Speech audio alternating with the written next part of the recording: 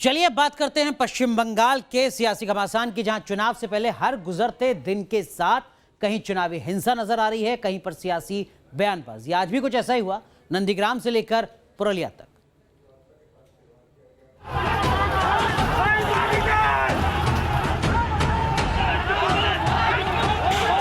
TMC BJP कार्यकर्ताओं के बीच झड़प की तस्वीरें बंगाल के चुनावी रण की हकीकत बयां कर रही हैं। नंदीग्राम में शुभेंदु अधिकारी की रैली से पहले बेइंतहा हिंसा हुई। आरोप है कि रैली में शामिल होने पहुंच रहे बीजेपी कार्यकर्ताओं पर टीएमसी समर्थकों ने हमला कर दिया। दरअसल ममता बनर्जी के नंदीग्राम से चुनाव लड़ने के ऐलान के बाद नंदीग्राम बंगाल की सियासत का सबसे बड़ा हॉट स्पॉट बन चुका है। তাই আমি সুব্রত বক্সিকে অনুরোধ করব, আমার রাজ্য তৃণমূল কংগ্রেসের প্রার্থী, এটা আমার ইচ্ছা হয়েছে, আমার মনোবাসনা। ভবানীপুরকেও আমি নেগলেক্ট করছি না, ভবানীপুরেও আমি ভালো প্রার্থী দেবো, ওটাও আমার ভালোবাসার জায়গা। বক্সিকে বলবো নন্দীগ্রামেও আমার নামটা যেন থাকে। बीजेपी के खिलाफ टीएमसी के नेता और कार्यकर्ता लगातार आक्रामक होते जा रहे हैं। सीएम ममता बनर्जी ने पुरुलिया रैली में बीजेपी पर डायरेक्ट अटैक किया, बीजेपी को नक्सलियों से भी खतरनाक करार दिया और लोगों से टीएमसी को वोट डालने की अपील की। बीजेपी के चाइना चाइना चाइना, बीजेपी के चाइना चाइना चाइना, दंगाबाज लुटेराबाज गुंडाबाज बीजेपी के एकटी वोटो नय। उधर सोमवार को कोलकाता के टॉलीगंज में बीजेपी की रैली में पत्थरबाजी हुई।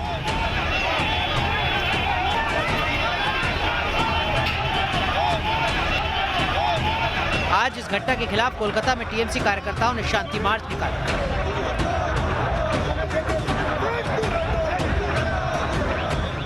इस बीच खबर यह है कि 23 जनवरी को पीएम मोदी कोलकाता जाएंगे। प्रधानमंत्री यहां नेताजी सुभाष चंद्र बोस की जयंती पर आयोजित प्रदर्शनी का उद्घाटन करेंगे।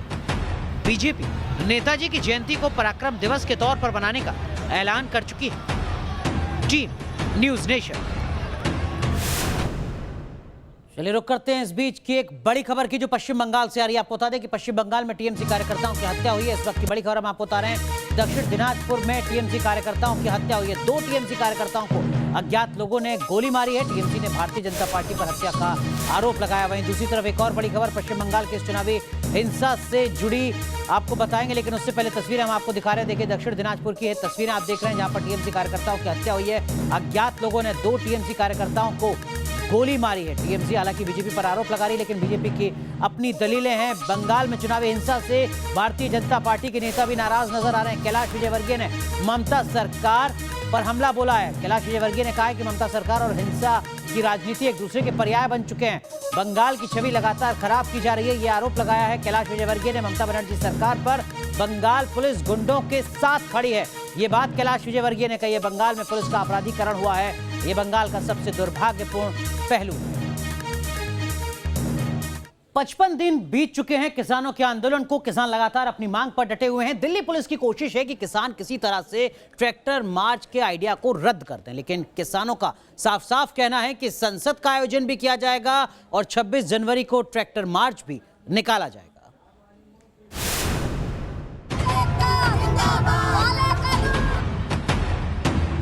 अड़े किसान, नहीं निकल रहा समाधान। गणतंत्र पर ट्रैक्टर परेड की तैयारी, बातचीत भी रही बेमानी। किसान अड़े हैं, किसान डटे हैं, अपनी मांगों को लेकर पीछे हटने को तैयार नहीं हैं।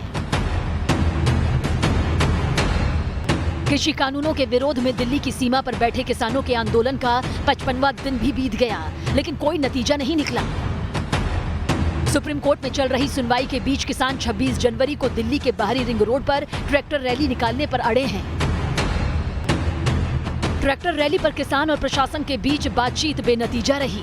किसान संगठनों के प्रतिनिधियों और सरकार के बीच 10वें दौर की बातचीत कल दोपहर 2 बजे तक के लिए टाल दी गई है। पहले ये बैठक आज दोपहर 12 बजे विज्ञान भवन में होनी थी। इस बीच कृषि कानून को लेकर बीजेपी और कांग्रेस आमने सामने आ गए। बीजेपी अध्यक्ष जेपी नड्डा ने राहुल गांधी से किसानों को लेकर कई सवाल किए, तो राहुल गांधी ने बीजेपी को किसानों का दुश्मन बता दिया। ये 3 कानून खेती में, एग्रीकल्चर में एक बार फिर जो इंडिपेंडेंस से पहले हालत थी वो करने जा रहे हैं। 4-5 लोगों के हाथ में पूरा का पूरा एग्री हिंदुस्तान की खेती का ढांचा नरेंद्र मोदी जी दे रहे हैं। राहुल गांधी ने बीजेपी पर वार किया, लेकिन जेपी नड्डा के सवालों का जवाब नहीं दिया, जिसके बाद बीजेपी राहुल पर हमलावर हो गई। कृषि कानूनों पर सरकार और किसान दोनों अड़े हैं। सरकार कृषि कानून को नए हिंदुस्तान की तकदीर और तस्वीर बदलने वाली बता रही है, तो किसान कानून को रद्द करने की मांग पर अड़े हैं। नौबत यहाँ तक आ गई है कि मामला देश की सर्वोच्च अदालत की चौखट तक पहुँच गया, लेकिन समाधान बातचीत से आगे नहीं बढ़ पा रही है। Team news nation. आपको बता दें कि देश की बहस के लिए जो मुद्दा आज आपने चुना है वो मुद्दा भी यही है, मुद्दा है ट्रैक्टर मार्च रोकने पर। क्या मानेंगे किसान? इसी मुद्दे पर देश की बहस अब से कुछ देर बाद रात 8:30 बजे दीपक चौरसिया के साथ।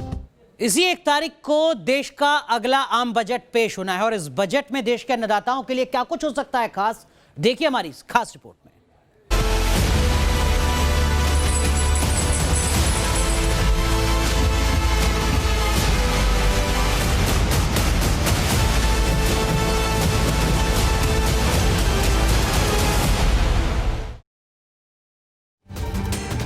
तीन कृषि कानूनों के खिलाफ दिल्ली बॉर्डर पर किसानों ने हल्ला बोला हुआ है।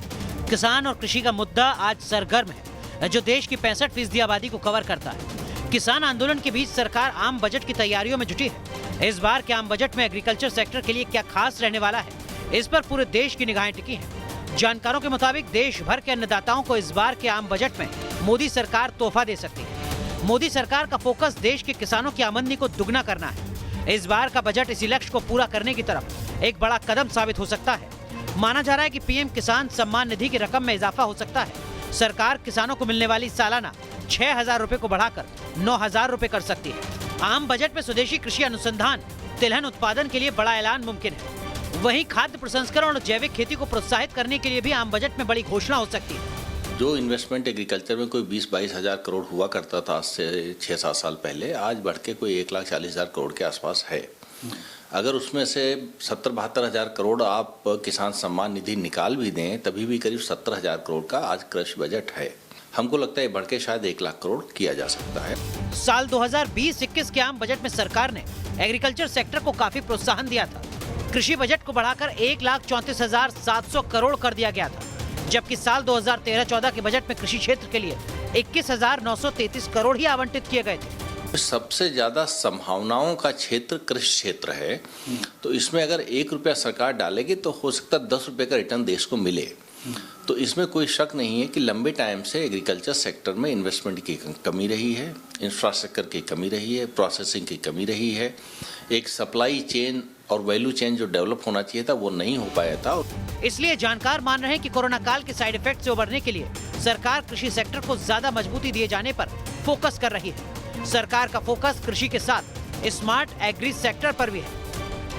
तो फिलहाल बजट का काउंटडाउन शुरू हो चुका है और कृषि क्षेत्र को लेकर के सरकार इस बार के बजट में बड़ा ऐलान कर सकती है। माना यह जा रहा है कि किसानों के लिए बहुत सारे जो वादे सरकार ने किए हैं वो इस बार की बजट में एक झलक के तौर पे दिखाए जाएंगे और साफ तौर पे ये भी बताया जाएगा कि इस बार का बजट में कृषि क्षेत्र और इरिगेशन को लेकर के लगातार जो बढ़ोतरी हुई है वो भी आगे जारी रहने वाली है।